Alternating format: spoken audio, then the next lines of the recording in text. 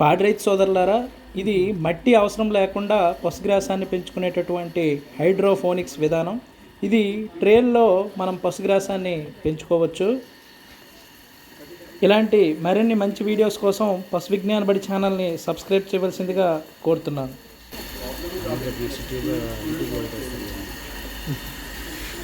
ఏంటి సార్? ఏమన్నా sir?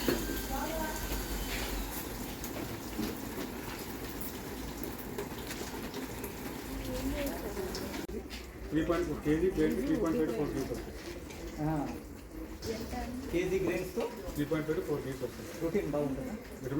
Protein ఉంటుంది, విటమిన్ ఏ రిచ్. ప్రొడక్షన్ ఎప్పుడు వస్తుంది? 8 weeks వస్తుంది. 9 days, 8 days, 9 days.